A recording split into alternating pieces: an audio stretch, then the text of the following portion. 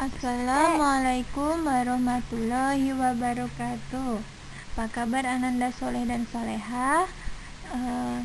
Ustazah doakan semua dalam keadaan baik dan sehat walafiat ya, amin. Hari ini pembelajaran kita adalah mata pelajaran IPS dan IPA untuk tema 3 dan subtema 2. Sebelum memulai pembelajaran, ada baiknya kita memulai dengan bacaan basmalah dahulu.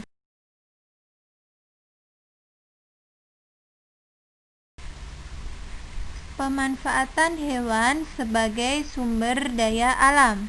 Hewan merupakan salah satu sumber daya alam hayati. Hewan dapat dimanfaatkan manusia untuk kebutuhan hidupnya. Contohnya, sebagai bahan makanan, sebagai bahan obat-obatan, dan dimanfaatkan juga sebagai tenaganya oleh manusia.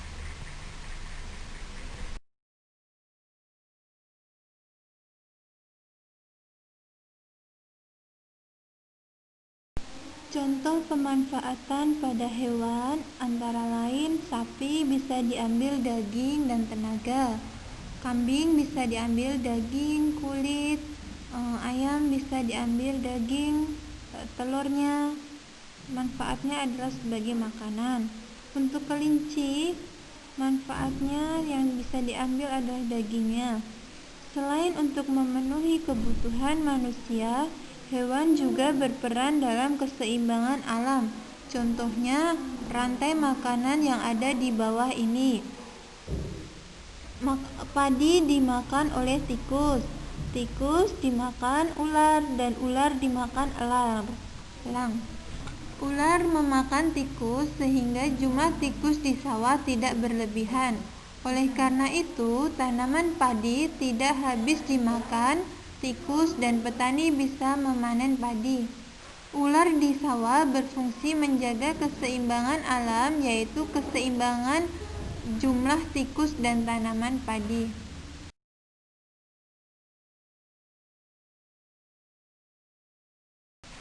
Akibat keseimbangan alam tidak terjaga adalah sebagai contoh ular sawah musnah atau hilang dari sawah, maka tikus sebagai hama padi tidak ada pemangsa lagi. Jumlah tikus semakin banyak, akibatnya tanaman padi akan habis dimakan. Cara menjaga keseimbangan alam. 1. Tidak memanfaatkan hewan secara berlebihan. Hal ini mengakibatkan hewan tersebut menjadi langka atau punah. Yang kedua, menjaga habitat atau tempat hidup hewan. Yang ketiga, tidak membeli barang yang berasal dari bagian tubuh dari hewan langka.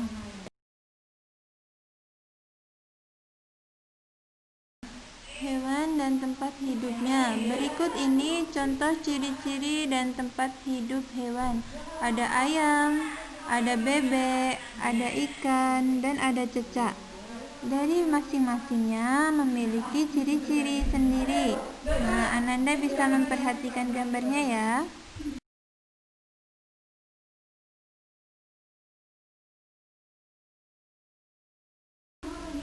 Selanjutnya, untuk bagian tubuh hewan dan fungsinya. Ananda bisa memperhatikan gambar dari ikan dan burung. Ikan terdapat bagian-bagian tubuh seperti sisi ikan yang berfungsi sebagai pelindung tubuh. Badan yang ramping memudahkan ikan bergerak di dalam air. Ekor berfungsi untuk membantu pergerakan di air. Sirip berfungsi untuk berenang. Winsang berfungsi untuk bernafas, dan mata berfungsi untuk melihat lingkungan sekitar. Untuk bagian tubuh hewan burung, contohnya ada lubang telinga untuk mendengar, mata untuk melihat, lubang hidung untuk mencium bau, sayap untuk terbang, paruh untuk makan, ekor untuk keseimbangan, dan kaki untuk berjalan dan bertengger. Sekian untuk pembelajaran hari ini. Ananda bisa melanjutkan dengan latihan di buku tema 3 subtema 2.